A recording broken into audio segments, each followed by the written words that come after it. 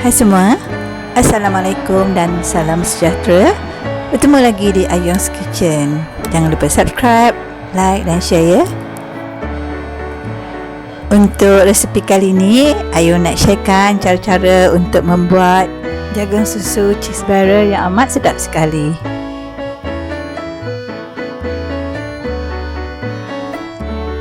Kuah jagung yang dimasak dengan susu dan keju dan dimakan bersama jagung yang telah direbus amatlah sedap dan berlemak sekali.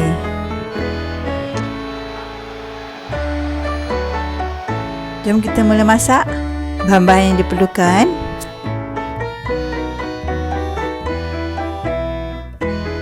di sini Ayung gunakan 4 ketul jagung susu yang Ayung potong 2.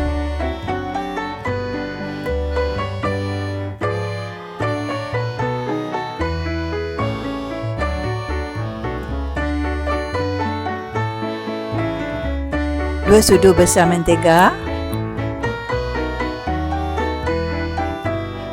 setengah sudu kecil garam, 6 sudu besar susu pekat manis, 250 ml air, 500 ml susu segar, 2 keping keju. Mula-mula kita rebus jagung dengan air secukupnya. Ayung letak 2 sudu besar gula pasir untuk menambah kemanisan jagung.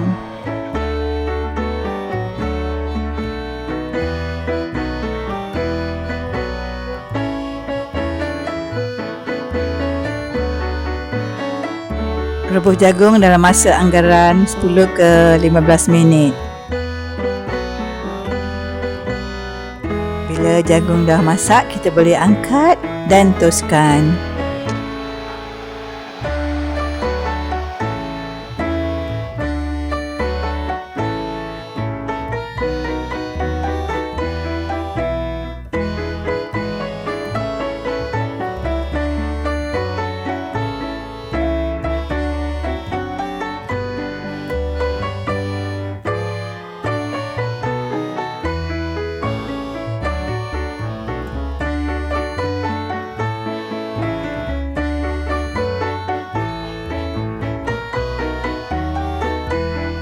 Bagi penyediaan kuah susunya, masukkan 500 ml susu cair ke dalam periuk.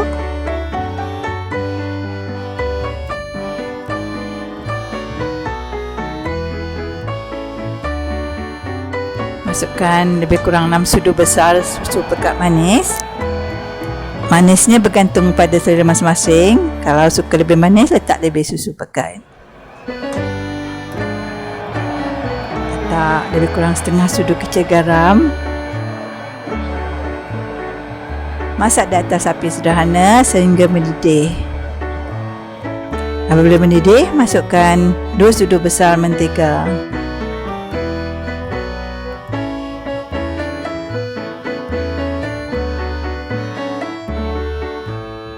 Kemudian letakkan 2 keping keju. Kalau nak letak keju lebih pun lagi sedap. Tapi sini Ayung gunakan 2 keping saja. Masukkan jagung yang telah kita rebus tadi ke dalam kuah susu.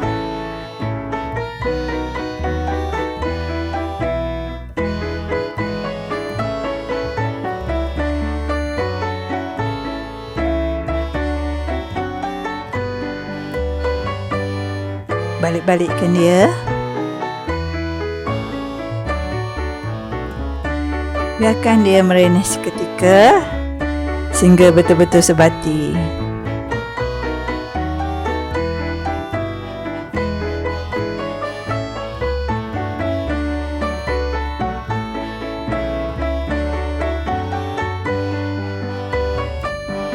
Alhamdulillah, siap dah jagung susu keju kita, siap untuk dihidangkan. Amat sedap dimakan panas-panas bersama dengan kuah susunya. Terima kasih kerana sudi menonton dan sehingga bertemu lagi di video yang akan datang. Assalamualaikum.